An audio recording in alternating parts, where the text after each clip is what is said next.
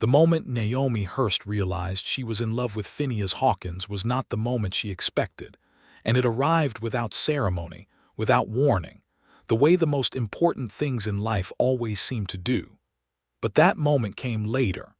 Everything that mattered always came later, after the dust and the hardship and the long stretches of road that tested a person down to their very marrow. It began in the spring of 1878, in a small and stubborn town called Redrock Crossing, sitting on the eastern edge of the New Mexico territory, where the mesa land stretched out wide and rust-colored and beautiful in a way that could break your heart if you looked at it too long. Redrock Crossing was the kind of town that existed because it had to, because people had pushed west and needed somewhere to stop and breathe before pushing further. It had a general store, a livery stable, a post office that doubled as the telegraph office, a saloon called the Painted Sage, and a boarding house run by a widow named Mrs. Ellery Fitch, who charged fair rates and served better biscuits than anyone in 3 counties. Naomi Hurst had come to Redrock Crossing the previous autumn, arriving on a stage from Santa Fe with 2 leather trunks, a sewing basket, and a determination that sat on her shoulders like iron. She was 26 years old, dark-haired and sharp-eyed, with hands that knew hard work and a voice that was quieter than most people expected when they looked at her. She had come to take the position of schoolteacher, a post that had been empty for nearly a year since the previous teacher, a thin young man from Ohio, had decided the territory was not for him and headed back east before the first frost. Naomi had no such inclinations toward retreat. She had grown up in Missouri, the eldest daughter of a man who had farmed and failed and farmed again, and she had learned early that the world did not soften itself for people who wished it would. She had gone to the teaching college in Columbia, had worked for 3 years at a school in Kansas City, and when the advertisement for the Redrock Crossing position had appeared in the newspaper, something in her had gone very still and very certain. She answered the letter that same afternoon. The school was a single-room building set just off the main road, with 6 windows and 22 children who ranged in age from 5 to 14, and who tested her patience and filled her days with something she had not expected, which was genuine joy. She loved teaching. She loved watching understanding cross a child's face like sunrise, loved the moment when a word became real to someone who had only ever seen it as a collection of unfamiliar shapes on a page. She was good at her work, and the town of Redrock Crossing was grateful for her in the careful, restrained way that frontier towns showed gratitude, which mostly meant they left her alone and trusted her to do her job. Her life was orderly. Her life was purposeful. Her life was, she told herself on the evenings when the quiet of her rented room at Mrs. Fitch's boarding house pressed in around her like something physical, enough. She had not counted on Phineas Hawkins. Nobody in Redrock Crossing quite had. He rode into town on a Thursday morning in April when the air still carried the bite of winter underneath its warmth, coming in from the direction of the northern range on a tall buckskin gelding named Compass that had the look of an animal who had been places and remembered all of them. Phineas Hawkins was 30 years old, lean and broad-shouldered, with dark blonde hair that had been bleached lighter at the ends by months of open sky, and a jaw that always seemed to carry a day or 2 of stubble no matter how recently he'd shaved. He wore his hat low and his spurs quiet, and he had eyes the color of creek water in summer, that shifting, changeable kind of gray-green that made people look twice. He had come to Redrock Crossing because he had been hired to. Walt Gunderson, who ran the largest cattle operation in the region with a spread of nearly 12,000 acres east of town, had put out word that he needed a capable range foreman, someone who could manage a crew of 15 riders, keep the cattle moving between the winter and summer pastures, and deal with the persistent problem of a small group of rustlers who had been cutting into his herd for the better part of 6 months. Phineas had heard about the position from a man in Taos who had worked with Gunderson's outfit the previous summer, and he had ridden down with nothing more pressing demanding his attention. He was not a man who had grown roots easily. That was the plain truth of him, though it was not a truth he examined often or with any particular pleasure. He had been born in Texas, raised on a cattle ranch in the hill country, had learned to ride before he could read, and had been working cattle drives since he was 16. He had been up the Kisham Trail twice, had worked ranches in Colorado and Wyoming and Arizona, had spent a winter doing nothing in particular in a small town in Nevada that he preferred not to think about too carefully. He was good with horses, good with men, good with the particular kind of patient, sustained effort that cattle work demanded. He was less good at staying. He did not think about that last part as a failing exactly. It was more that he had not yet found a place that made staying seem like the right answer to anything. He got the job with Gunderson on a Friday, shook hands on the wages, and went to the general store to pick up the supplies he would need for his bunkhouse. It was there, in the narrow aisle between the bolts of fabric and the shelf of tinned goods, that he encountered Naomi Hurst for the first time. She was trying to reach a bolt of dark blue wool that had been pushed to the back of the top shelf, stretching on her toes with one hand braced against the shelf below and the other reaching, and she was about 3 inches short of what she needed. The store's proprietor, a good-natured but perpetually distracted man named Mr. Horace Webb, was nowhere in evidence. Phineas set his hat on a barrel top, stepped around her carefully, reached up and pulled the bolt down without particular ceremony, and handed it to her. She turned, startled, and looked at him. He had expected the look most women gave him when he did something unexpectedly helpful, the automatic, brief smile of social politeness. What he got instead was a frank, direct gaze from a pair of dark eyes that were taking his measure with complete seriousness. "Thank you," she said. Her voice was even and clear. "Welcome," he said. "I don't know you," she said. It was not unfriendly. It was simply accurate. "Phineas Hawkins. Just hired on with the Gunderson outfit." She tucked the bolt of wool under her arm. "Naomi Hurst. I teach the school." "Good school?" he asked because something made him want to keep her talking and he had not thought far enough ahead to have anything more interesting ready. Something flickered at the corner of her mouth. "It is when the children decide to learn and not when they decide to put a frog in my desk drawer." He laughed. It surprised him a little how easily it came. "That happened recently." "Yesterday," she said. "Thomas Birch. He's 9 and very proud of himself." "What did you do?" "I made him write the word frog 50 times in his best handwriting, and I told him that frogs were actually remarkable creatures who had been on this earth since before the dinosaurs. And by the time I was finished talking about it, he was so interested that he forgot to be pleased with himself." She said it without any particular self-congratulation, just as a plain account of events. "That's clever," he said. "That's teaching," she said, and the smile reached her eyes this time, quick and genuine, and then she was moving past him toward the counter. He watched her go. He thought about it for a moment, that directness of hers, the way she had looked at him as if she intended to know exactly what she was dealing with. He went back to thinking about cattle and rustlers and the logistics of running a large range crew, and he told himself that was all there was to think about. He was wrong, but he did not know that yet. The first weeks of April passed with the particular rhythm of working life on a large ranch. Phineas learned the land, the herd, the men. Gunderson's operation was a good one, well run at the level of the cattle themselves, if somewhat loose in its oversight of the range boundaries.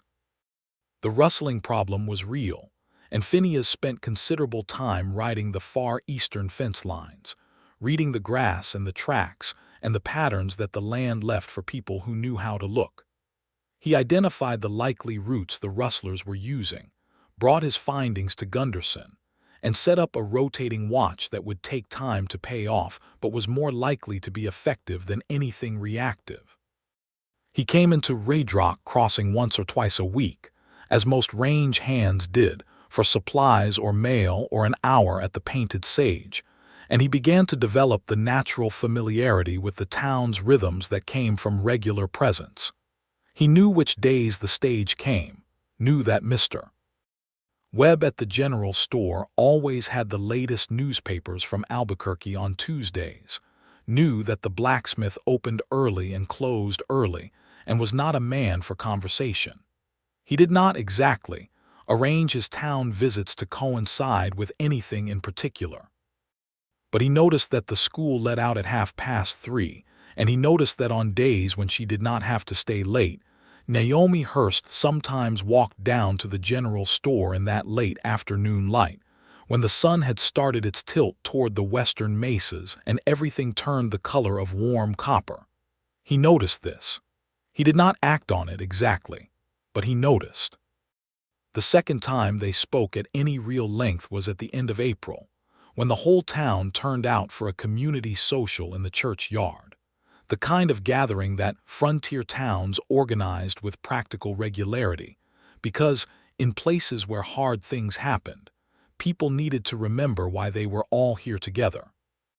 There were tables set up with food that the women of the town had cooked, and a man with a fiddle and another with a squeeze box who played reels and the kind of waltzes that had traveled west a long way from wherever they had started. Naomi was there with Mrs. Fitch, who was a sociable woman despite her widow's circumstances, and who seemed to have adopted something of a protective, almost maternal attitude toward her young schoolteacher boarder. Phineas came with a few of the Gunderson hands, men who were glad of the music and the food and the rare chance to exist somewhere other than the bunkhouse or the open range. The evening was warm for late April, and the stars were coming out one by one as the sky deepened, and somebody had hung lanterns in the cottonwood trees that stood along the churchyard fence, so that the whole scene had a kind of golden, gentle quality to it. Phineas found himself standing near the edge of the gathering, plate in hand, watching the dancing with the comfortable detachment of a man who was fine where he was, when Naomi appeared at his elbow, seemingly with the same general idea of finding a place to stand and watch. "You're not dancing," she observed. "Neither are you," he said. "I was asked," she said matter-of-factly. "Mr. Caldwell asked me twice. He is a perfectly nice man, but he dances like he is trying to subdue a steer." He choked on a laugh. "That's harsh." "It's honest." She ate a small bite from her own plate, which held a piece of corn bread and something that appeared to be apple preserves. "You were not asked," she said. "It was an observation, not a judgment. The invitations tend to run in one direction at these things," he said. "You could ask someone." "I could," he agreed. A pause settled between them, not uncomfortable, more the kind of pause that was waiting to see what it would become. "I do not know how to dance particularly well," she said. "My mother tried to teach me when I was 12, but I was impatient and did not practice enough, and by the time I regretted that, there was no one to teach me." "It's not complicated," he said. "The waltz especially." She looked at him sideways. "Are you offering to teach me here at the Redrock Crossing Spring Social in front of the entire town?" "I hadn't gotten that far," he admitted, "but I'm not opposed to it." She considered this with the same serious attention she seemed to give most things. "All right," she said. She set her plate on a nearby table. "But if I step on your feet, you are not to make a sound about it." "Agreed," he said. He set his own plate down and led her to the edge of the dancing area, which was just the flattened grass of the churchyard, and he took her right hand in his left and set his other hand against her back, light and careful, and she put her free hand on his shoulder and looked up at him with an expression that was equal parts determined and slightly skeptical. "It's a pattern," he said. 1, 2, 3, 1, 2, 3. You step back on 1, to the side on 2, together on 3. Then forward, side, together. "Straight forward," she said. "Once you feel it," he said, "don't think too hard." She started thinking too hard immediately, which made him smile, and she stepped on his boot on the first measure and looked mortified for half a second before he said, "Again, that's nothing," and kept moving, and somewhere in the second or third measure she stopped counting in her head and started listening to the fiddle instead, and her feet found the shape of it. "There," he said. She looked up at him. "Oh," she said quietly, as if the music had just become something different. They danced through the rest of that song, and halfway through the next, before a general shuffling of partners broke the moment apart. She stepped back from him with a small, real smile that was different from the polite ones and said, "Thank you, Mr. Hawkins." And he said, "Phineas," and she said, "Thank you, Phineas," and that was how his name settled in her mouth for the first time. He thought about that on the ride back to the bunkhouse. The way she had said it, as if it fit. May arrived and with it the serious work of the cattle season. The spring gather was underway, which meant long days in the saddle and the particular exhaustion of working cattle that moved unpredictably across broken country. Phineas drove himself hard because that was his nature, and his crew, which had initially regarded him with the cautious wariness that range men reserved for new foremen, came around to him with reasonable speed, because he was fair, because he knew cattle, and because he never asked any of his men to do something he would not do himself. The rustling problem came to a head in the second week of May. The watch that Phineas had established caught 3 men cutting through the eastern fence line on a Wednesday night, moving a small group of Gunderson's cattle toward the Pecos River drainage, where they could be pushed north and sold at a distance. The confrontation was brief and loud, and resulted in the 3 men being disarmed and brought back to town to face the county sheriff, who arrived from the county seat 2 days later and took them into proper custody. One of the Gunderson hands took a blow to the jaw that left him tender for a week, but there was no lasting damage to anyone. Gunderson was pleased. He raised Phineas's wages without being asked, which was a thing that rarely happened in any line of work, and spoke well of the man. Phineas accepted it without making a fuss, which spoke well of him. He rode into town the following Saturday feeling something that was not quite satisfaction, but was in the neighborhood of it, that particular settled feeling that came from a problem being genuinely solved rather than just deferred. He went to the general store for a few things, and on an impulse that he did not examine very carefully, he stopped by the schoolhouse on his way back through, telling himself he was curious to see how it was laid out. The school was empty, the children long gone for the weekend, but Naomi was there, sitting at the teacher's desk with a stack of papers in front of her and a pen in her hand, marking work with the focused attention of someone who took the job seriously even when nobody was watching. She looked up when his shadow crossed the doorway. "Phineas," she said, and it still had that quality, that ease. "Sorry to interrupt," he said. "I was passing." "You weren't passing," she said, with a directness that made him pause. "The school is at the end of this road. There's nothing beyond it but the north pasture. Nobody passes the school by accident." He leaned against the doorframe. "Fair point." She set her pen down and looked at him with that clear, measuring gaze. "I heard you resolved Mr. Gunderson's trouble with the rustlers. Word travels fast. Redrock Crossing is a small town," she said. "Everything travels fast. Did anyone get hurt?"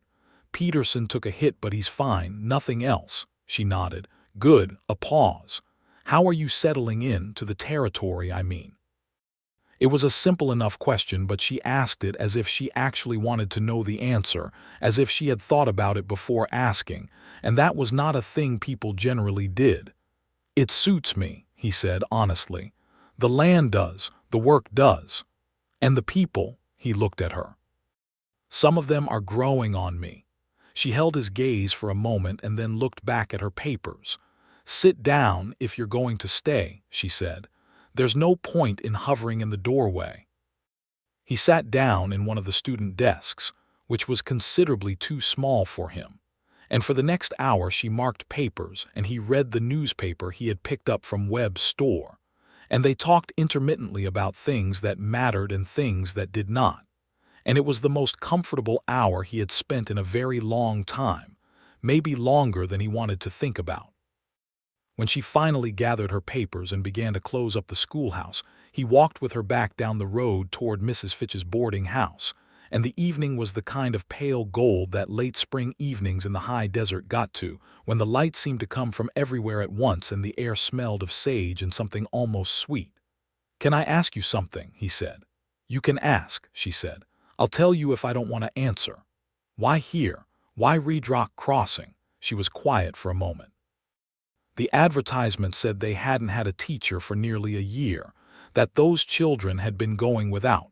She paused. I couldn't think of a better reason to go somewhere. He thought about that.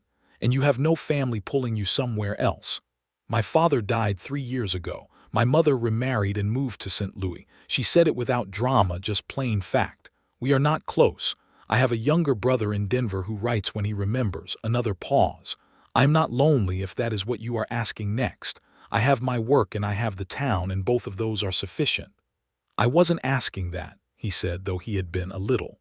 She glanced at him. What were you asking then? I'm not sure, he said. I think I was just trying to understand you. She was quiet for a moment, and then she said, That's an unusual thing for a person to say. Is it? Most people don't bother, she said. They see what they expect to see and they stop there. What do they expect to see? A schoolteacher, she said.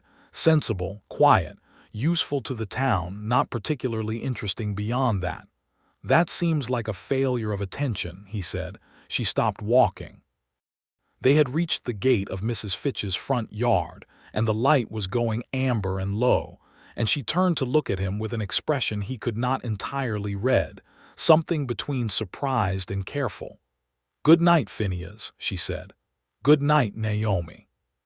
She went through the gate and up the path to the boarding house, and he stood there for a moment before turning back toward his horse, feeling the evening settle around him like something that had changed shape without announcing itself. June came in hot and sudden, the way summer always arrived in the territory, without any particular transition or warning, just a week of morning warmth and then the full force of the season. The mesas turned from rust to a deep, roasted red in the midday light, and the children in Naomi's schoolroom grew restless in the heat, their attention fraying at the edges by afternoon. She adapted. She moved afternoon lessons outside when the shade of the cottonwood trees behind the school was enough to work in, and she found that the children paid better attention with open sky above them than with the low ceiling of the schoolroom pressing down. She taught them about the land they were living on, worked geography and natural history into her reading lessons, made the world they already knew into something worth studying.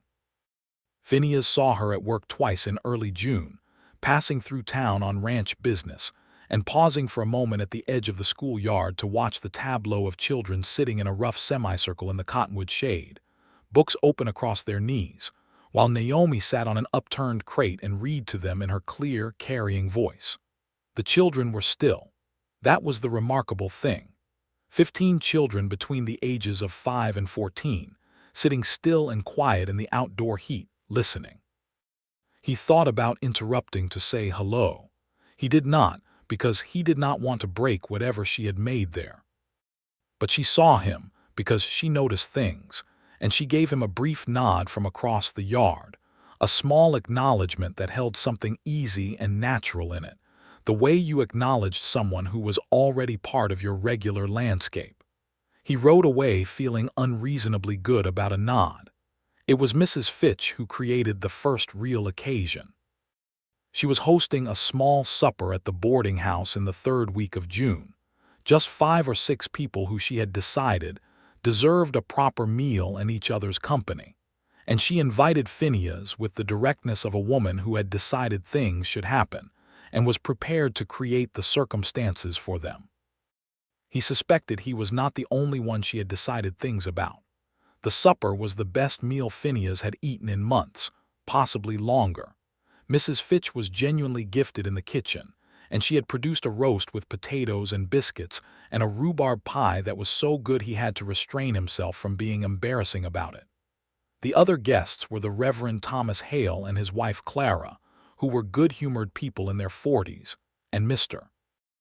Webb from the general store, who turned out to be considerably more interesting outside his place of business, having come west from Philadelphia 20 years ago, and retaining a vast and incongruous knowledge of history that he shared with cheerful enthusiasm.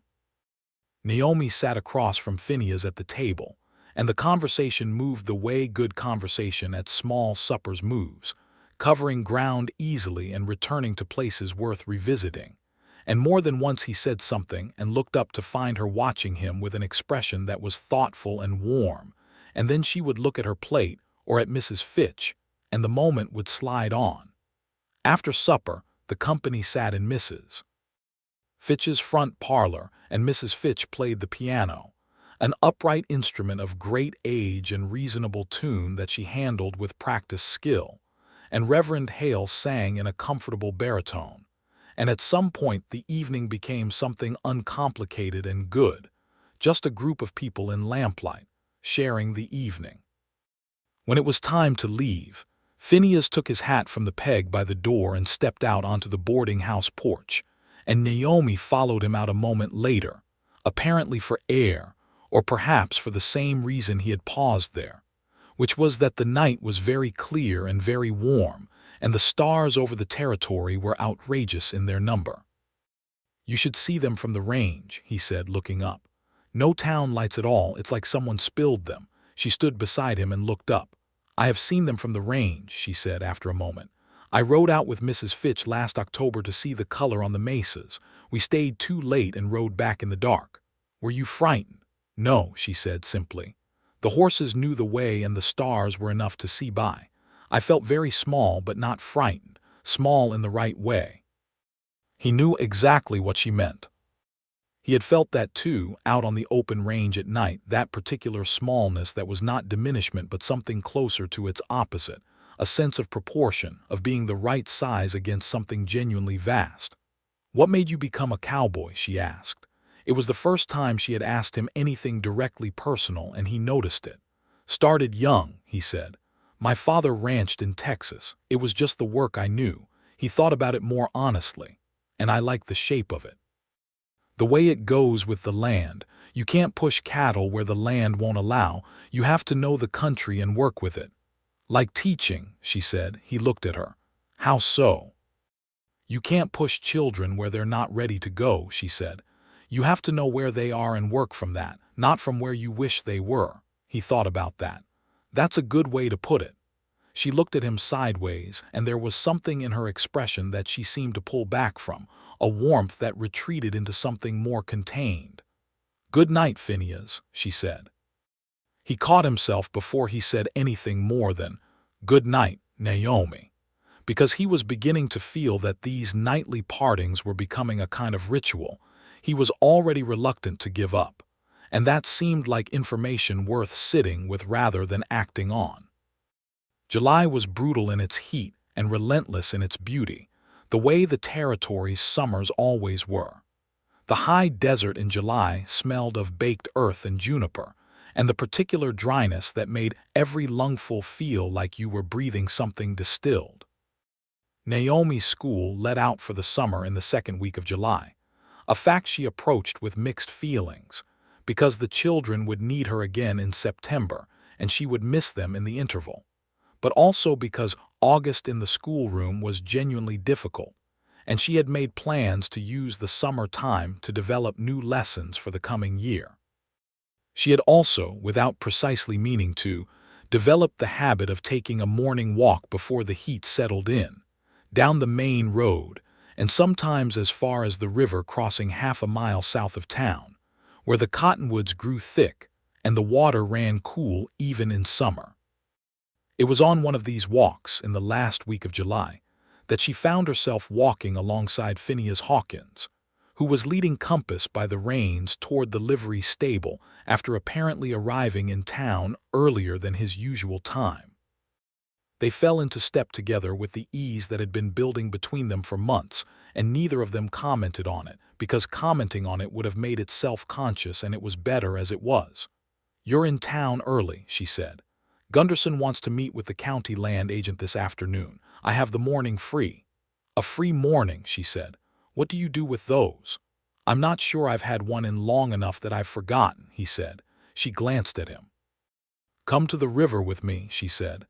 It came out more easily than she had expected, and she saw a brief flash of something in his expression, surprise and pleasure not quite hidden. "All right," he said. He left Compass at the livery, and they walked south out of town together in the morning light, which was already thick and golden, the kind of July morning that promised ferocious heat by noon but was still magnificent in the early hours.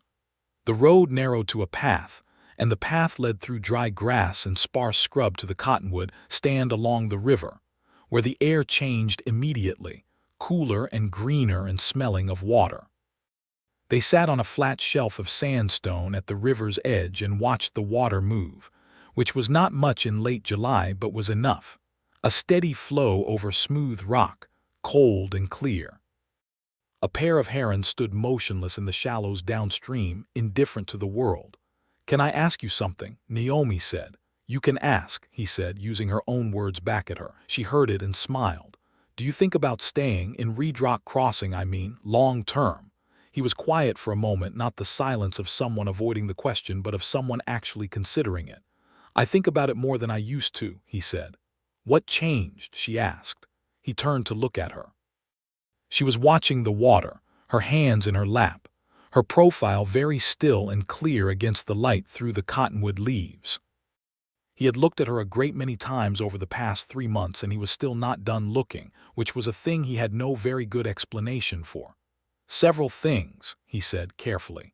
She turned to look at him then, and they looked at each other for a moment that was very quiet and very full of something that neither of them was quite prepared to name out loud. "I should tell you something," she said. "All right."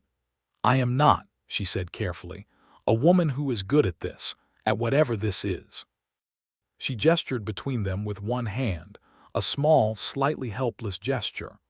"I had one serious understanding in Kansas City. It ended because he wanted a wife who would stop working, and I was not willing to do that, and we were both too proud to find a better solution. I have not been particularly inclined to try again." "Why are you telling me this?" he asked. "Because you deserve to know where I stand," she said, "and because I think this conversation has been building for about 3 months, and I would rather have it plainly than dance around it until we are both exhausted." He looked at her for a long moment. "Naomi," he said, "I have no interest in a woman who would stop working. I wouldn't know what to do with one." Her mouth curved. "That," she said, "is possibly the most appealing thing you could have said." "I have not," he said more slowly now, "been good at staying. I want to be honest about that. I have never found a reason that made staying feel obvious. I'm finding one now, and I'm not going to pretend I'm not." She held his gaze. "That's also a fairly appealing thing to say." "I'm on a streak," he said. She laughed, a real laugh, unself-conscious and bright, and the herons downstream took startled flight, lifting on gray wings into the hot July sky, and the moment opened up into something that felt like possibility. They did not kiss by the river that morning. They walked back to town in a different silence than the one they had walked out in, a charged and careful silence full of things just said, and things not yet said. And at the edge of town he said he would call on her properly, if that was acceptable, and she said it was. And she went to Mrs. Fitch's, and he went to meet Gunderson's land agent. And both of them spent the rest of that day somewhat distracted from the things they were supposed to be attending to. August arrived, and with it, the particular sweetness of a courtship conducted in the full knowledge of what it was. Phineas called on Naomi on Sunday afternoons when his schedule allowed, sitting with her in Mrs. Fitch's front parlor or walking with her in the early evenings when the heat had begun to break. Mrs. Fitch was transparently delighted and transparent about being transparently delighted, and Naomi bore this with affectionate patience. They talked, the way they had always talked, but with the ease of people who had decided to be honest with each other, which changed the quality of everything. He told her about his years on the trail, the places he had been, the things he had seen, the long seasons of work that had run together into a kind of pleasant blur of open sky and moving cattle. She told him about growing up in Missouri, the farm and the failures, and the father she had loved without reservation, who had been in many ways her best example of how a person ought to face the world, with directness and without self-pity. She told him about the teaching college, about Kansas City, about the understanding that had ended and the freedom and the loneliness that had come after it, and how she had learned that both of those things could be true at once. He told her about the winter in Nevada, which turned out to be a winter of profound aimlessness, following the death of his closest friend on a cattle drive. A man named Charlie Reyes, who had been 27 and funnier than anyone Phineas had ever known, and who had died stupidly and suddenly of a rattlesnake bite that they had been too far from any town to do anything useful about. He had not talked about Charlie to anyone in years, and talking about him now felt like setting something down that he had been carrying wrong. "I'm sorry," she said when he had finished. "It was 4 years ago," he said. "I'm not asking for sympathy." "I know you're not," she said. "I'm giving it anyway because it's warranted." She paused. "He sounds like someone worth grieving." "He was," Phineas said. "He was." She put her hand over his. It was the first real deliberate touch between them, and it was so simple and so sufficient that he felt the weight of it all the way through. In early September, the school reopened, and Naomi returned to her days with the particular energy of someone going back to work they love. New children had arrived over the summer, 3 families having settled in the area with the general drift of settlement that was constantly pushing into the territory, and her class grew to 25 students, which was a challenge and a joy in roughly equal measure. Phineas came to the school one afternoon near the middle of September, ostensibly to drop off a bag of supplies he had picked up from Webb's at Naomi's request, actually to see her in the middle of her day, which he admitted to himself was the real reason. She was in the schoolroom with her students, doing arithmetic at the board, and he stood at the window for a moment watching her move with complete authority and warmth through the lesson, correcting with patience, praising with genuine enthusiasm, managing 25 children in a small room with such natural skill that it looked effortless. He left the supplies with a note on the step and rode back to the ranch with the distinct feeling of a man who had moved from thinking about something to knowing it. That evening, sitting on the steps of the bunkhouse with the last of the day's heat rising from the baked earth and the first stars coming out over the mesa, one of the older hands, a man named August Collies, who had been working cattle in the territory for 2 decades and had the weather-beaten face and comfortable quiet of a man who had arrived at most of his conclusions, sat down beside him and said nothing for a long while. Then he said, "You're going to ask that schoolteacher to marry you." It was not a question. Phineas looked at him. "Am I?" "You have the look of it," August said, with no particular elaboration. Phineas thought about denying it and decided the effort was not worth making. "I'm thinking about it," he said. "Don't think too long," August said. "Women like that don't stay unspoken for because there's no interest. They stay unspoken for because most men are too slow." He went back to looking at the stars with the easy finality of a man who had said what needed to be said. Phineas sat there for a while longer and thought about Naomi by the river in July, her hands in her lap, her profile clear and still. He thought about her hand over his in Mrs. Fitch's parlor. He thought about her laugh, that real, unself-conscious laugh, and the way she said his name. He went into the bunkhouse and lay on his bunk and looked at the ceiling in the dark. In the last week of September, a letter arrived for Naomi from the county school board in the county seat. She read it twice, sitting at her desk after the children had gone home, and then she sat with it in her hands for a long time. The board was proposing to consolidate 2 of the smaller school districts in the county, closing Redrock Crossing School and merging it with the larger school in the county seat, which was a growing town 40 miles to the east. The proposal cited budget concerns and efficiency, the standard language of administration applied to decisions that affected real people in real places. The letter requested her response and offered her the position of assistant teacher at the consolidated school if she wished to relocate. She thought about her 25 students. She thought about Thomas Birch, who still put frogs in inappropriate places, but who was now genuinely fascinated by natural history, and had taken to drawing meticulous little sketches of every creature he found. She thought about the 5-year-olds in the front row who had started the year not knowing their letters and who were now reading simple sentences with an effort and pride that was almost painful in its intensity.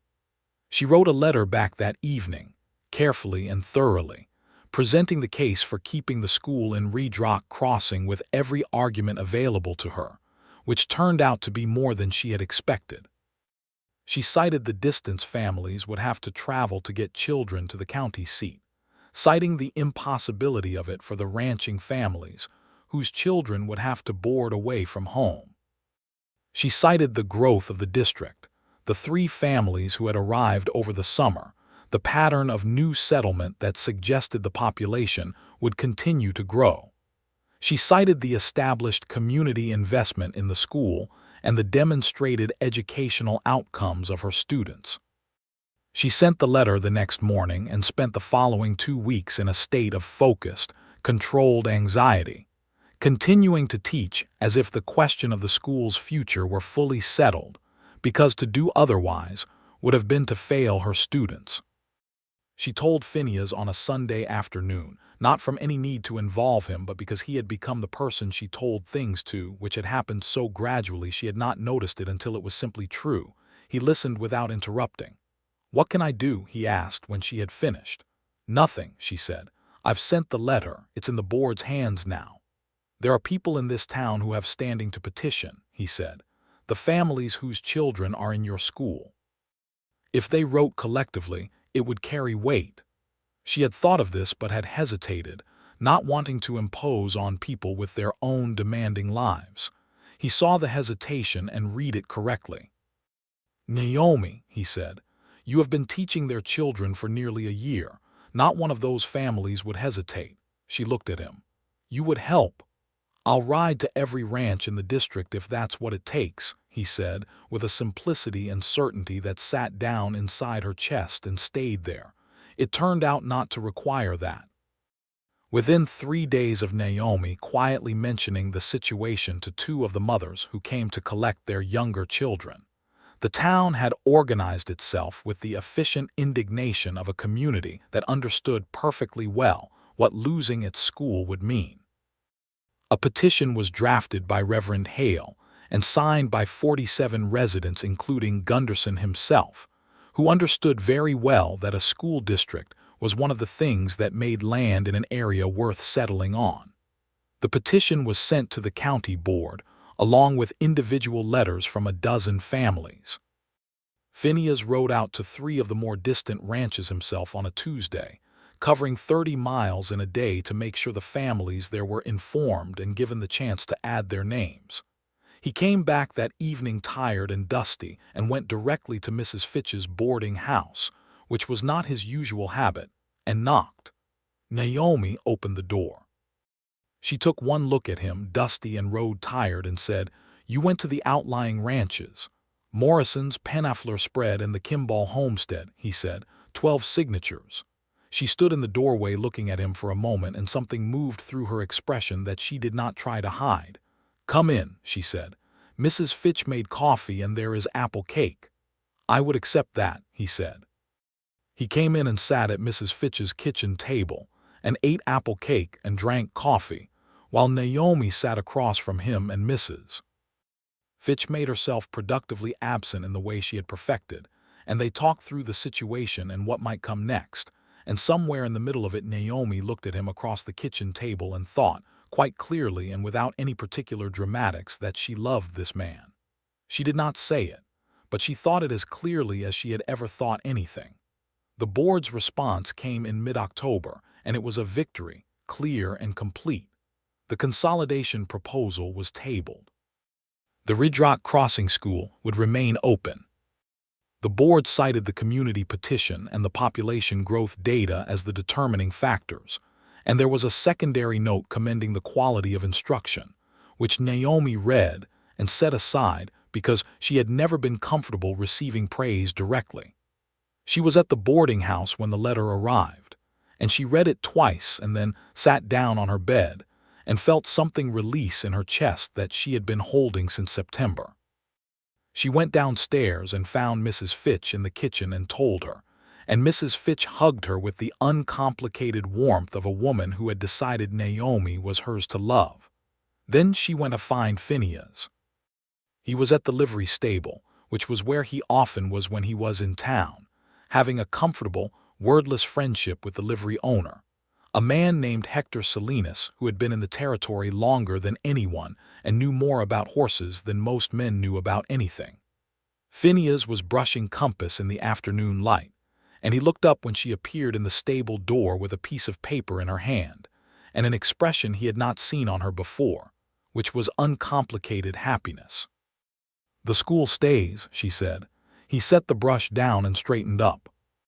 "Naomi," he said, and crossed the stable to her in a few long strides, and she met him halfway, and he put his arms around her and she put her face against his shoulder, and they stood like that in the warm, hay-smelling dark of the livery stable, while Compass regarded them with calm equine indifference.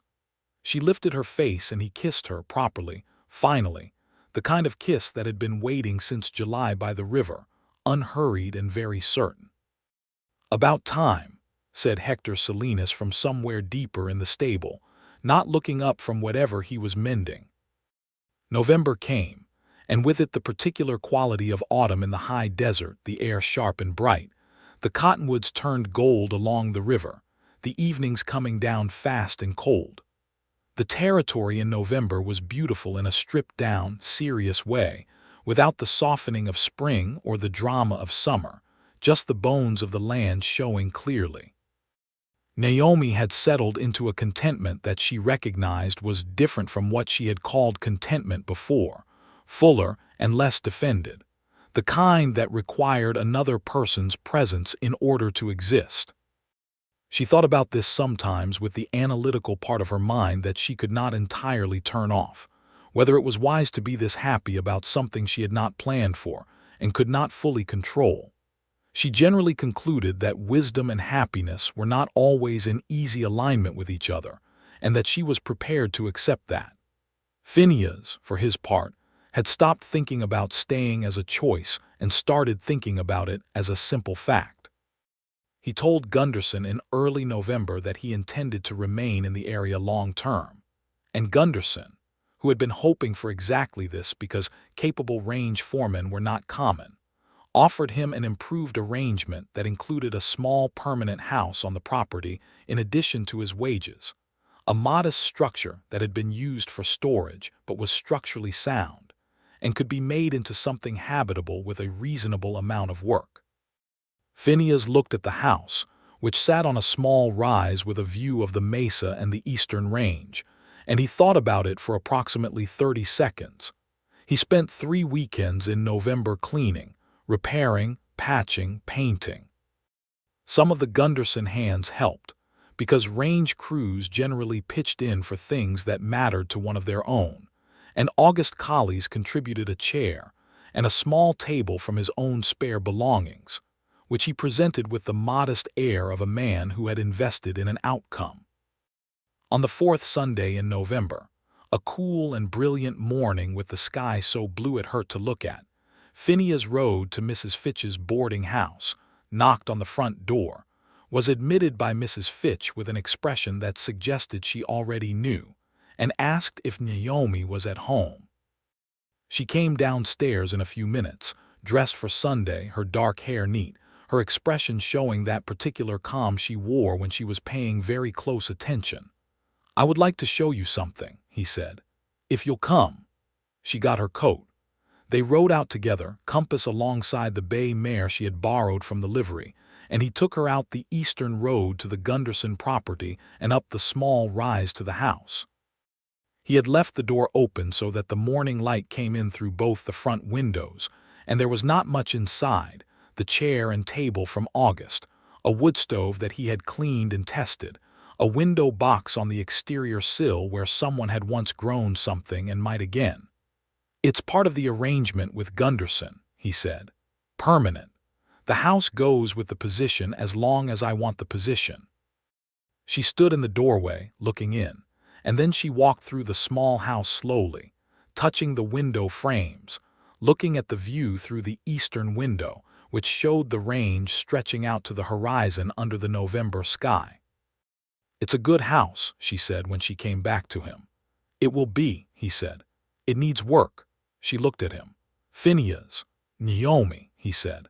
"I'm going to ask you something, and I want you to know that I have thought about it with complete seriousness, and that my asking has nothing to do with the fact that you are a woman alone, or with the fact that there is a house available, or with anything other than the simple truth that I want to be with you in every way that is permanent." He paused and reached into his coat pocket and produced a ring, a simple band of gold with a small garnet, purchased from a jeweler in the county seat on a Thursday when he had ridden the 40 miles for exactly that purpose. "Will you marry me?" She looked at the ring in his hand and then at his face, and he saw something in her expression that he thought was the closest he would ever come to seeing her truly, completely unguarded. "Yes," she said. "I will." He put the ring on her finger. Her hands were cold from the November morning, and she made a small sound that was almost a laugh when the ring settled into place. "I love you," he said. He had not said it before, and saying it now felt like setting down the last of something he had been carrying wrong. "I love you," she said. "I have for a while. I was working up to saying it." "How long?" he asked. She considered. "October, maybe September," a pause. "The day you rode out to the outlying ranches." He looked at her. "That's why. You did it because they deserve to know," she said. "Not because I asked you to, not to impress me. Just because it was the right thing and you did it without making anything of it." She looked at him with clear, direct eyes.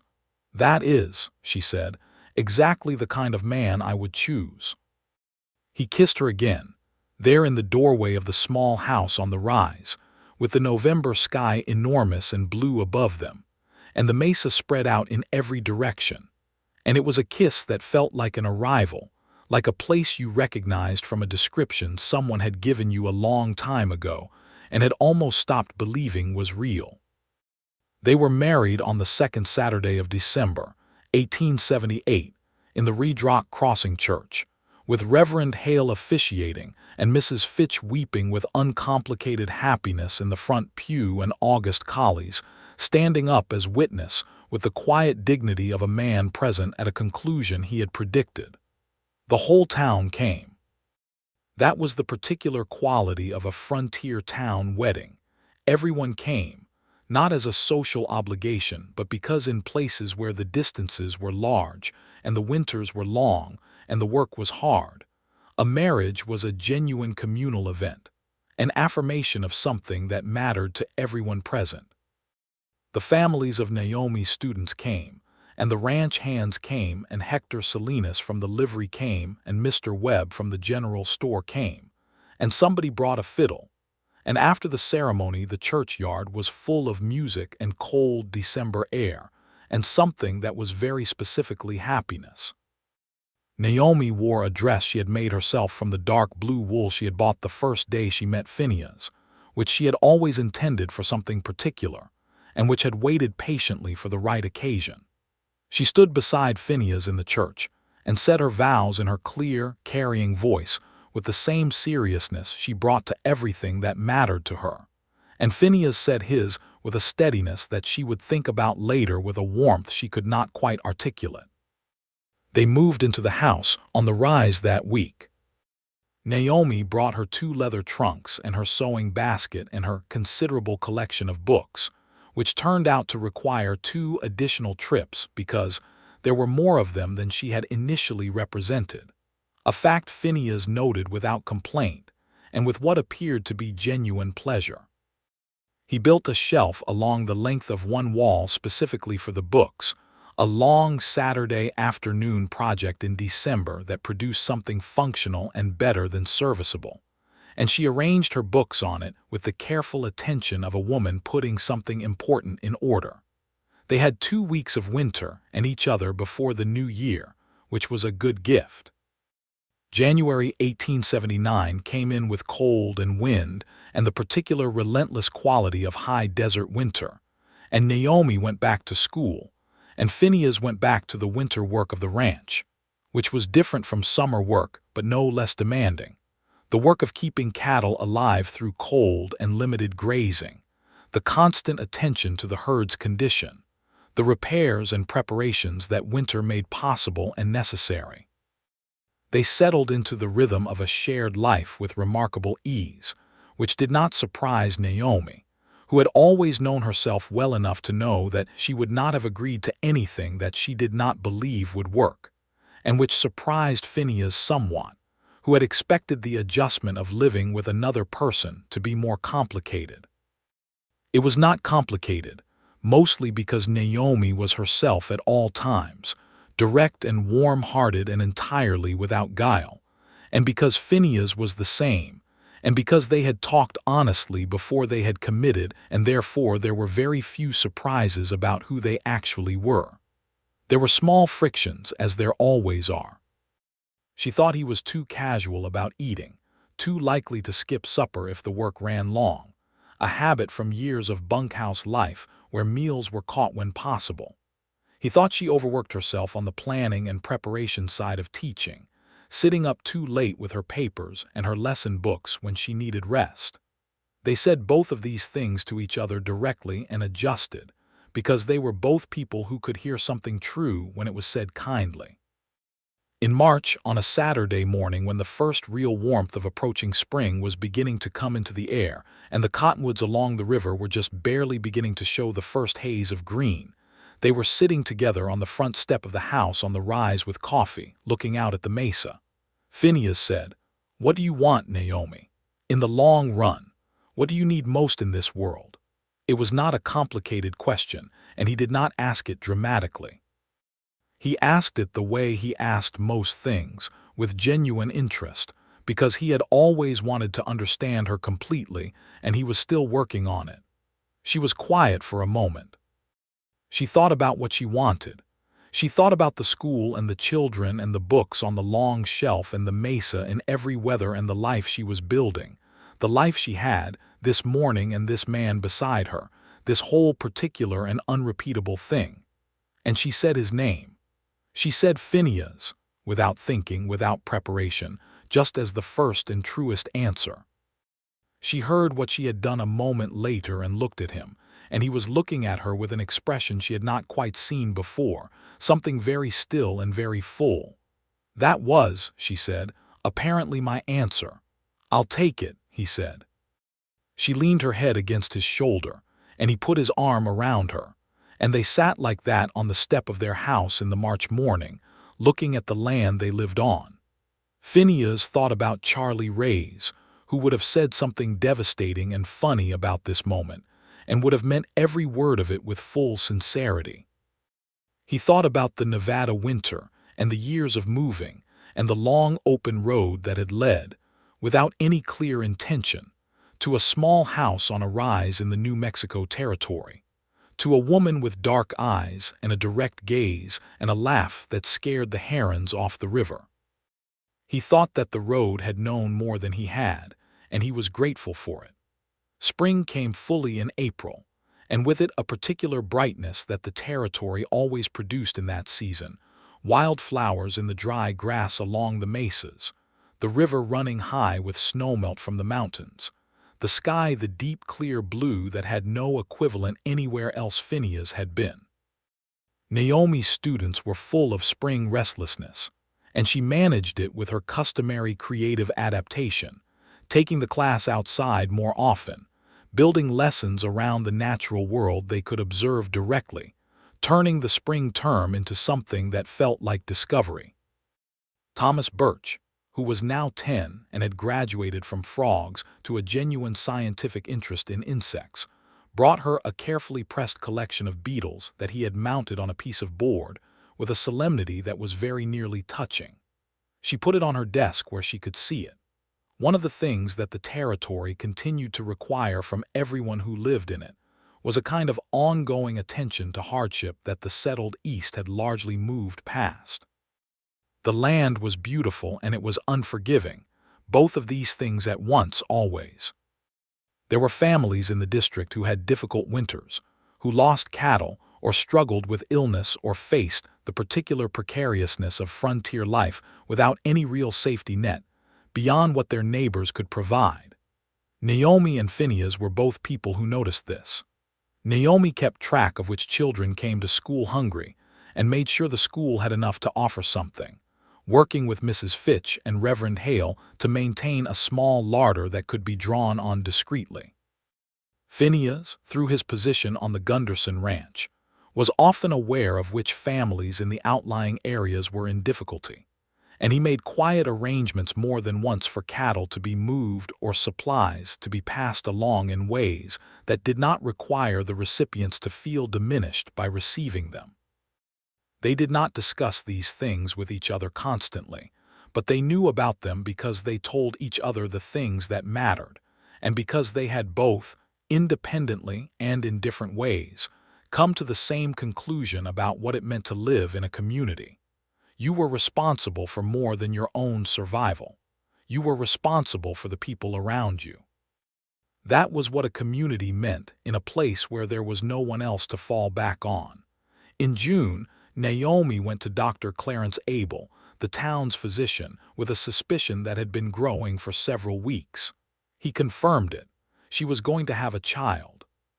She walked home from the doctor's office in the June morning, the sun already hot above the mesas, and she thought about the smallness she had felt that October night riding back from the mesas under the stars with Mrs. Fitch, that sense of being the right size against something vast. She thought she understood it differently now. She told Phineas that evening, sitting across the kitchen table after supper, with the same directness she brought to everything. He was very still for a moment, and then he said, "Naomi." "Yes," she said. "Are you," he said carefully, "all right with this?" "I am very much more than all right," she said. "I am also somewhat overwhelmed, and that is appropriate." He got up from his chair and came around the table and sat down on his heels in front of her and took both her hands, looking up at her with an expression she would always remember as one of the most completely open things she had ever seen on another person's face. "I am going to be a good father," he said. Not a promise in the performative sense, just a statement of intent from a man who had decided what he was going to do. "I know," she said. He stayed where he was, holding her hands, and she looked at him. This man she had said yes to and meant it, this particular life that had assembled itself around her in a way she had not designed but had chosen at every turn. And she felt the vastness of it, the same as the stars, the same as the mesa, but this time with her name fully inside it. Mrs. Fitch, informed the following morning, cried with her usual uncomplicated enthusiasm, and immediately began planning things she could knit. Naomi taught through the summer term and into the fall, as long as was sensible, and then passed the class to a temporary teacher, a young woman named Miss Harriet Cole, who had come from Santa Fe, and who had Naomi's careful approval as someone competent and genuinely fond of children. Naomi spent the late months of her pregnancy doing the preparation work for the coming school year, writing the lesson plans that she would execute when she returned, which she intended to do in January. The baby was born on a December evening, a month past the anniversary of their wedding, which Naomi found satisfyingly neat. The birth was attended by Dr. Abel and Mrs. Fitch, who had appointed herself essential, and Phineas sat in the front room of the house on the rise in a state of suspended attention that he had no good framework for, having never been less in control of something so important. He was admitted to the bedroom afterward, where Naomi lay tired and luminous against the pillow, holding a wrapped bundle, and looked up at him with eyes that were exhausted and brilliant. "Come and meet your son," she said. "A boy." Phineas stood at the bedside and looked at his son, who was red-faced and very small and apparently decided about his presence in the world, already occupying his small portion of it with conviction. He sat on the edge of the bed, and Naomi put the baby in his arms, and he held his son for the first time with the careful, enormous attention of a man who understood exactly what he was holding. "What do we call him?" he asked. "I thought Charles," she said. He looked up at her. "If you'd like," she said, "for your friend." He looked back at his son. "Charles Hawkins," he said, testing it. "Charlie," she said. "Charlie," he said, and felt something in his chest complete itself in a way that was total and without remainder. Mrs. Fitch was in the hallway. August Collies had apparently ridden from the ranch to the house at some point in the evening and was sitting in the kitchen, because that was the kind of man he was. The territory was cold and clear outside the windows, the stars doing what they always did. Phineas sat on the edge of his wife's bed holding his son, and the life he had built quietly assembled itself in his mind like an answer to a question he had been asking for a very long time. The following year, 1880, was the fullest year Naomi had ever lived. She returned to the school in January as she had planned, bringing Charlie to Mrs. Fitch's care during the school day, an arrangement Mrs. Fitch undertook with an enthusiasm that suggested she had been waiting for exactly this kind of purpose. Naomi's students accepted her return with uncomplicated warmth. Thomas Birch, now 11 and deeply committed to the scientific method, had prepared a detailed written record of the class's activities during her absence, which he presented to her on her first day back, with the air of a man delivering a field report. She read it that evening and showed it to Phineas, who read it with a straight face that cost him some effort. "He's going to be remarkable," he said. "He already is," she said. The territory in 1880 was changing. The railroad was pushing further into the region, and with it came the particular combination of opportunity and disruption that always followed the rails. Towns that lay in the path of the railway grew quickly. Towns that did not sometimes struggled. Redrock Crossing was not on the main rail line, but a spur line was being planned that would come within 8 miles, which was enough to change the economic character of the area. New settlers arrived with the increasing regularity of people who were following a route that had been made more accessible. Gunderson expanded his operation, and Phineas's responsibilities grew with it. He managed a crew that had grown to 20 riders and a cattle herd that had more than doubled in the years since he had arrived, and he did it with the organized, attentive authority of a man who had found his work and his place at the same time and who experienced them as the same thing. There was a question, which several people asked in various ways, about whether Phineas might eventually want his own operation, his own land, his own cattle. He thought about it. He discussed it with Naomi on the evenings when Charlie was asleep and the house was quiet, and they had time for the long conversations that their marriage seemed to generate naturally, about the present and the future and the shape of the life they were making. She had a clear head for practical matters, which he had known, but the quality of her thinking about this particular question impressed him. She laid out what they had, what they needed, what was realistically achievable, and she did it without sentimentality and without false pessimism, just a plain accounting of what was true. "There is land to the north of the Gunderson Range," she said one evening. "The Kimball homestead. The Kimballs are talking about moving east.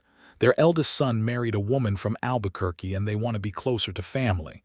Phineas had heard the same thing. "It's 140 acres, which is enough for a start," she said.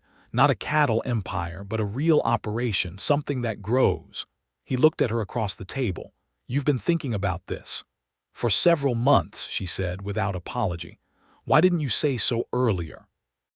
"I was waiting until I had thought it through enough to say something useful," she said. He shook his head slowly, not in disagreement but in a kind of ongoing amazement at her, which was a feeling he had given up trying to moderate. They approached the Kimballs in April of 1880, and the negotiation was handled over 2 evenings and a Sunday dinner, with the straightforward goodwill of people who had been neighbors and who trusted each other. The price was fair. Phineas had savings, a careful accumulation from years of wages spent in places where there was nothing much to spend on, and they had enough with what they added from Naomi's saved teaching wages. They became landowners on the first day of May, 1880. 140 acres of high desert range, a solid if small ranch house that needed less work than Phineas had expected, a functional outbuilding, and a good water source from a spring-fed draw on the northern end of the property. Phineas gave Gunderson proper notice and worked an additional month to help transition the range foreman role to a capable man from the crew who had been ready for the promotion for some time. Gunderson shook his hand and said he was sorry to lose him and glad the territory was keeping him, which was as comprehensive a statement of goodwill as Gunderson tended to produce, and Phineas accepted it in that spirit.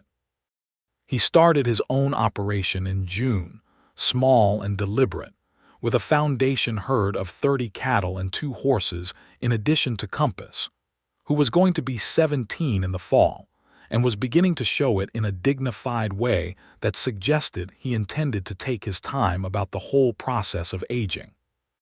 Naomi continued teaching, because there was no one to replace her, and because she had no desire to stop, and because 2 incomes while they were building the ranch was practical, and she was a practical woman. The summer of 1880 was a good one. The range was healthy and the water held and the small herd grew as it was supposed to. Phineas worked the land with the same patient, reading attention he had always given to cattle country, understanding its particular requirements, working with what it offered, not against what he wished it were. He hired one hand for the summer, a young man of 19 named Raphael who had grown up in the territory, and who knew it from the ground up in a way that was immediately useful. Charlie turned 8 months old in August and began to do the things that babies do at 8 months, which were apparently numerous and each of them remarkable, at least according to his father, who was finding the whole enterprise of watching a small person learn the world to be one of the most engaging things he had ever participated in. Naomi watched Phineas with Charlie with a warmth that she did not try to keep to herself.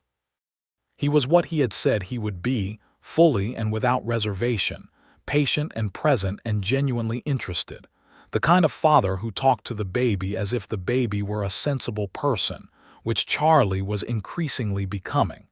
Mrs.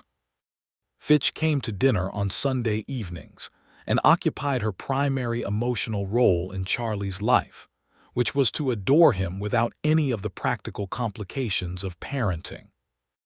August Collies, who had retired from the Gunderson outfit in the spring with the ease of a man who had finished what he came to do, took to riding out to the new Hawkins ranch on his own schedule, making himself useful in the quiet way he had always had, and Phineas paid him in meals and conversation, which appeared to be the currency August preferred. In October of 1880, on a day when the cottonwoods were full gold, and the air had that knife-edge clarity that autumn brought to the high desert, Naomi stood at the window of the ranch house looking out at the range where Phineas was working with Raphael on the near pasture fencing, Charlie on her hip, one small hand holding onto the edge of her collar. She thought about the first autumn, arriving in Redrock Crossing with 2 leather trunks and a determination, standing in front of 22 children who were waiting to see if she was worth their attention. She thought about the bolt of dark blue wool and a man reaching it down from the shelf without ceremony. She thought about dancing in the churchyard in April lantern light and the river in July, and a March morning on the front step when she had said his name without thinking as the answer to what she needed most in this world, and had discovered it was the truest thing she had said in a long time. Charlie made a sound against her shoulder, something between a word and not quite a word yet, the particular earnest vocalizations of a baby on the edge of language. "I know," she said to him. "It's something, isn't it?" He reached a hand toward the window, toward the gold trees and the clear sky and his father working in the distance, as if he understood that out there was also his, all of it, the land and the light and the people who had made him. Phineas looked up from the fencing and saw her at the window and lifted one hand. She lifted her free hand back.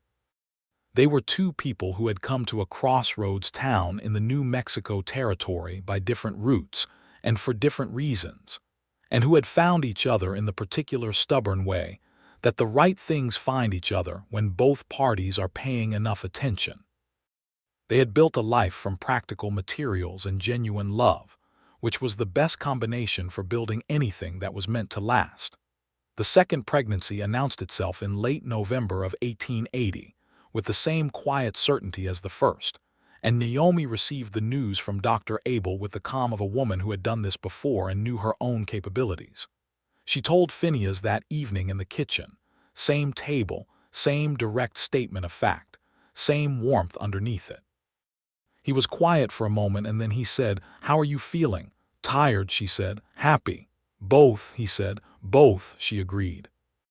He reached across the table and took her hand, and they sat like that for a while in the kitchen of the house that was theirs, while Charlie slept in the next room in the particular total way that small children sleep, utterly committed to unconsciousness. The second child was a girl. She arrived in the late summer of 1881, on an August morning when the territory was in full magnificent heat, with a decisiveness that the attending Dr. Abel observed was characteristic, and which Naomi received as a compliment. They named her Alina, for Naomi's grandmother, who had been a woman of considerable fortitude, which seemed appropriate.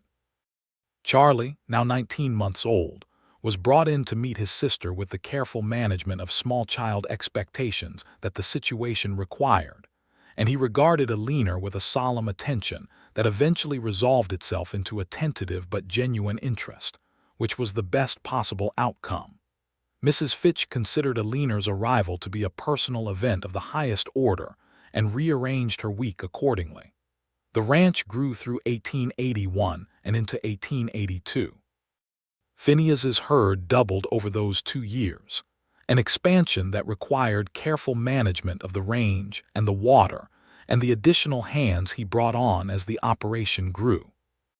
He was methodical and patient and good at it, building the kind of operation that would hold up not just through the good years but through the hard ones, because the hard ones always came.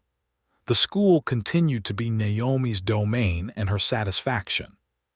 She had been in Redrock Crossing for 4 years now, and the children she had taught in the first class were growing into adolescents, the youngest of them into confident readers and arithmeticians, the oldest beginning to consider the world beyond the territory, and she took a quiet pride in having given them tools adequate to whatever they chose to reach for. In the fall of 1882, Thomas Birch, now 13 and fully committed to the study of natural science, showed her a letter he had written to a professor of natural history at the University of New Mexico, asking about the possibility of formal study. The letter was clear and specific and demonstrated a grasp of scientific methodology that was remarkable for his age. She helped him refine it and they sent it together, and when a reply came expressing genuine interest in his questions and providing references for further reading, he sat in the schoolroom after the other children had gone and read the letter 4 times.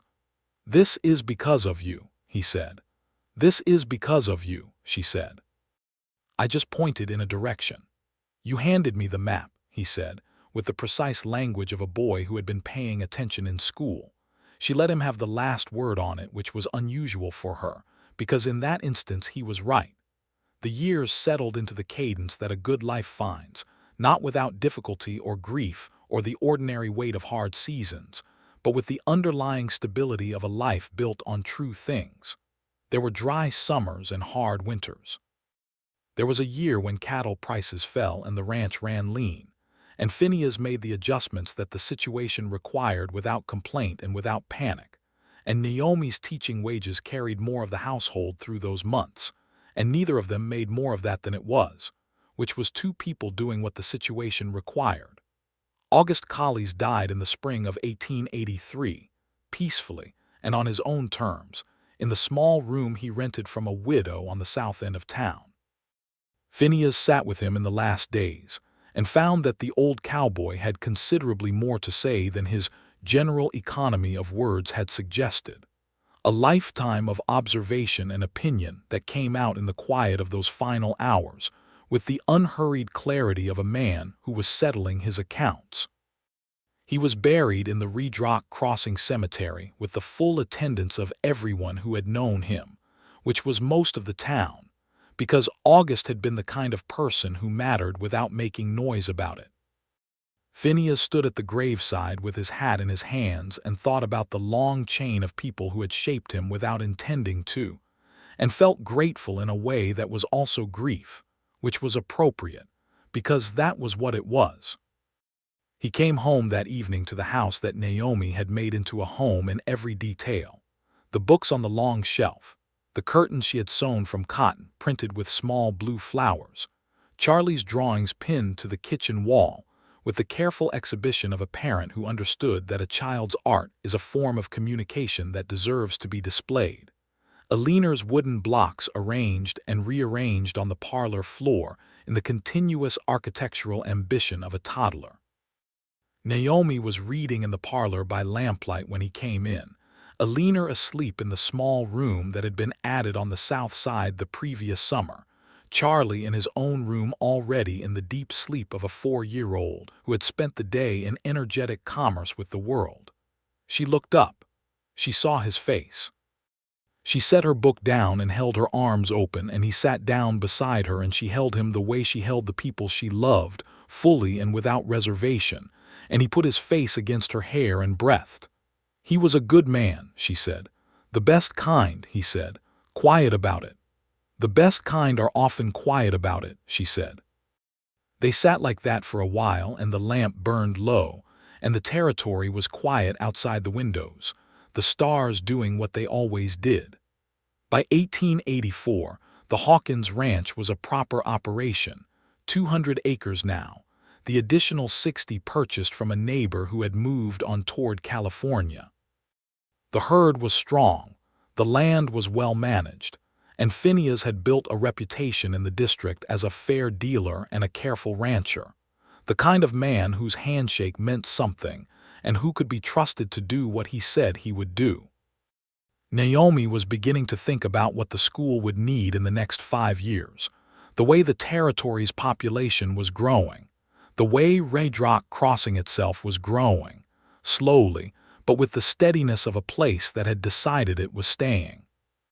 The school had outgrown its single room, a fact she had been documenting carefully for the county board for 2 years, and in the spring of 1884, the board approved funding for an expansion, a second room that would allow the class to be divided by age, which had been her strongest argument, that children at different stages of learning had different needs that were impossible to address simultaneously in a single room. She organized the build. She knew the town's resources, knew which men had building skills and which families had materials to donate, knew who needed to be asked and who would volunteer without being asked. She did it with the same organized, patient thoroughness she brought to everything, and the new room was finished by August, in time for the fall term. Phineas, who had contributed labor on 3 Saturdays and materials without being asked, watched her stand in the new room on the morning it was finished, looking around at the walls and the windows and the new desks that had been brought up from the county seat, and he saw on her face the particular satisfaction of a person who has worked for something long enough that finishing it is almost too large to contain. He stood in the doorway and said nothing, because some moments did not require anything said. She turned and found him there and came to him and stood close, and he put his arm around her. "It's good," he said. "It is," she said. They walked back through town together in the late August morning, stopping at Webb's for a few things, and Mr. Webb was older now but no less interested in conversation, and he told them at length about a new development in the use of barbed wire fencing that he had read about in the agricultural papers. And Phineas listened with genuine interest, and Naomi listened, with the patience of a woman who understood that allowing people to share what they know is one of the quieter forms of kindness. The third pregnancy arrived in the fall of 1884.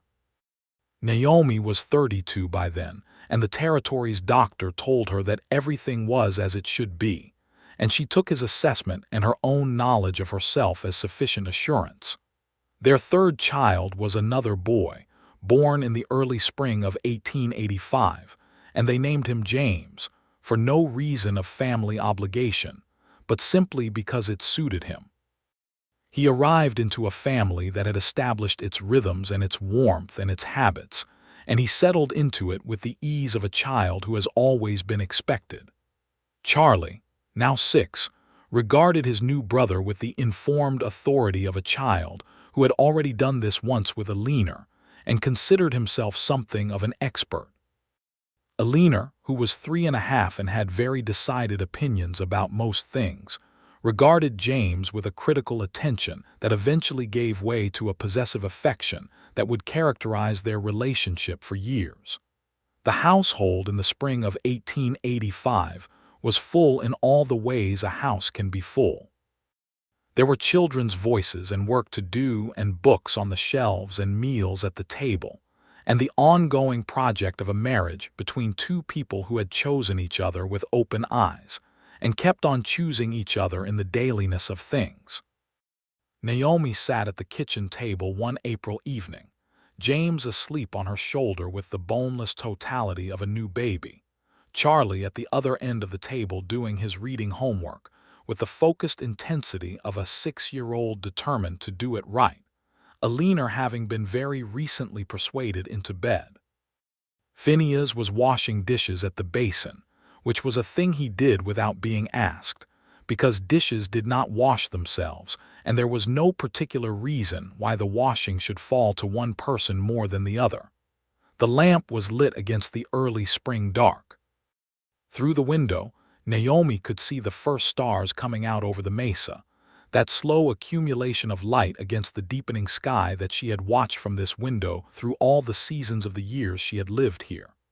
She thought about what she had needed most in this world, the spring morning when Phineas had asked her, the way his name had come out of her without intention or design, the truest answer she had not known she was carrying. She looked at him, his back to her, finishing the dishes with the easy competence of a man at home in his life.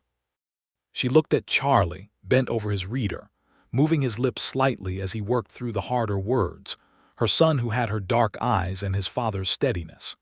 She looked at James asleep against her shoulder, this new small person made of everything she and Phineas were, and something entirely his own besides. She thought about Alina in the next room, already 3.5 years of strong-willed, affectionate, opinionated personhood, already more herself than most people manage to be at 40. She thought about the school's new room, about Thomas Birch, who had written again from the university, now 18 and genuinely pursuing the education she had helped him see as possible, sending long, enthusiastic letters about his studies that she read with great pleasure and showed to Phineas, who read them with equal pleasure. She thought about August Collies buried in the Redrock Crossing cemetery, and Mrs. Fitch, who was growing older but was still formidably present and still came on Sunday evenings, and still adored Charlie and Alina and James with a depth of feeling that asked for nothing in return. She thought about the land outside the window, the mesa and the high desert and the long sky of the territory, which she had come to with no particular connection to it, and which had become the place that was most completely hers. Phineas finished the dishes and turned around and found her watching him. "What?" he said. "Nothing," she said. "Everything."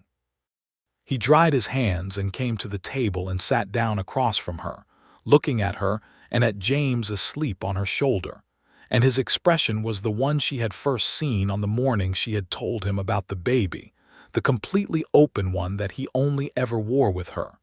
Charlie looked up from his reading. "Papa," he said with the directness of 6-year-old logic, "are you looking at Mama again?" "I am," Phineas said. "You do that a lot," Charlie observed without judgment and went back to his book. "He's right," Naomi said. "He is," Phineas agreed. He reached across the table and she put her free hand in his, careful not to wake James, and they sat like that in their kitchen in the lamplight, the mesa going dark and star-filled outside the window, all the particular, unrepeatable things of their life assembled around them, and the territory was large and quiet beyond the walls, and inside the walls everything was exactly as it ought to be. Phineas thought about a Thursday in April of 1878 when he had ridden into a town called Redrock Crossing on a tall buckskin gelding, and walked into a general store, and reached a bolt of dark blue wool down from a high shelf for a woman with dark eyes who had looked at him as if she intended to know exactly what she was dealing with. He thought that she had known, pretty nearly, from the beginning. He thought that the same was true of him if he was honest, which he generally tried to be. The territory went on outside. The stars went on above it. The life they had built went on around them. The children and the land and the school and the ranch and the Sunday evenings and the long conversations and the ordinary days that were the substance of everything. Naomi looked at her husband across the kitchen table, in the lamp light, in the spring of 1885, in the New Mexico territory, in the life she had not planned but had chosen at every turn. She would not have changed a single thing. Not the road from Missouri or the advertisement in the newspaper, or the 2 leather trunks, or the bolt of dark blue wool. Not the dance in the church yard or the river in July, or the small house on the rise, or the ring with the garnet that still sat on her finger, worn smooth at the edges now from years of work and living. Not the morning in March when he had asked her what she needed most in this world and she had said his name without thinking, and discovered that the truest things were the ones that came out before you had time to arrange them. Phineas Hawkins, she had said, and she had meant every sound of it. James stirred on her shoulder and made a small inquiring sound, the way new babies do when the world briefly interrupts their sleep, and she shifted him gently and he settled again, and Charlie turned a page, and outside the window the stars were everything they always were over the high desert at night, and the lamp burned on, and the life they had made held them all, warm and whole and without a single open end.